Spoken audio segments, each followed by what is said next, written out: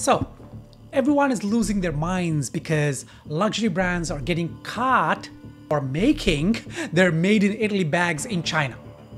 TikTok and YouTube is flooded with videos of people cutting their Hermes bags, burning Louis Vuitton wallets, and swearing off Gucci forever. And now every marketing expert and influencer is predicting the fall of luxury brands. They're all wrong, dead wrong. I'm going against the entire internet on this one. These luxury brands will be just fine. I'll tell you why.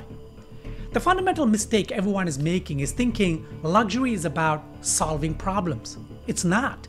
When you buy a Toyota, you're solving a transportation problem. When you buy an Advil, you're solving a headache problem. But when someone drops, I don't know, $40,000 for a Birkin bag, are they solving, I need a bag to carry my phone in kind of a problem? No. People buy luxury for entirely different reasons.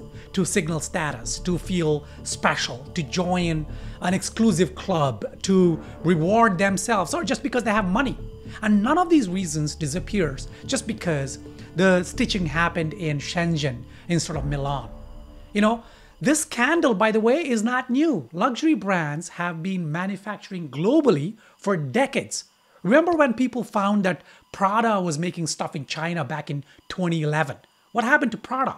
Their revenue tripled in the next 10 years. Louis Vuitton got caught using Romanian factories in 2017. Did they collapse? No. Their parent company became the most valuable company in Europe. The reality is that 90% of luxury consumers know what is happening, but they don't care.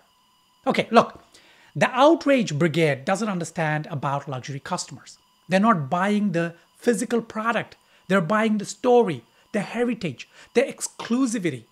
The director of a luxury consulting firm in Paris told me something really fascinating last year.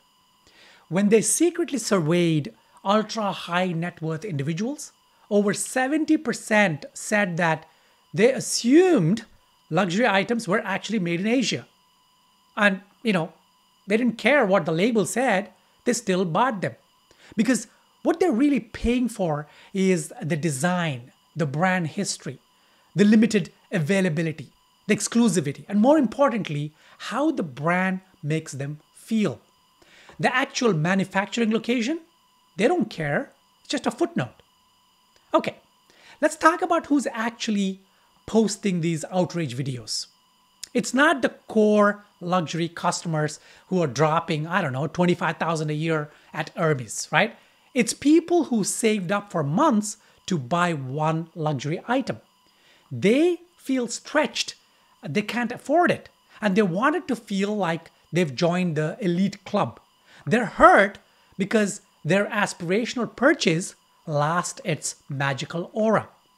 The real luxury market, the one that derives 80% of the revenue, isn't posting these kind of TikTok videos, right? They're still shopping. From a brand perspective, this is just a temporary storm. These luxury houses have survived, I don't know, world wars, economic collapses, right? Fashion revolutions, and countless scandals.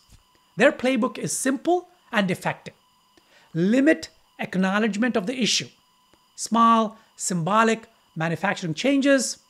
Refocus attention on heritage and craftsmanship. Wait for the next internet outrage cycle. And you know what? It works every time. Why? Because these brands have built something more powerful than any scandal. They've created desire. Desire is not rational. It doesn't care about manufacturing locations. It cares about what owning something says about you. And the luxury industry doesn't sell products. It sells membership in an exclusive club. As long as humans care about status and social hierarchy, which is to say, as long as humans exist, luxury brands will thrive. This outrage will fade. The hashtags will change, and people will go right back to waiting months for a Hermes bag or a Rolex watch, regardless of where it was made. Because in the end, True luxury was never about solving problems. It's about creating them, creating that feeling of wanting something that you can't easily have, creating desire so powerful that it overrides logic. And that's the one thing these brands still absolutely excel at manufacturing, whether they're doing it in Italy, France, or China. So that's my take. Let me know what you think. And if you think I'm completely wrong and that these fashion houses are going to suffer and crumble, then do let me know in the comments. All right, I will see you in the next video.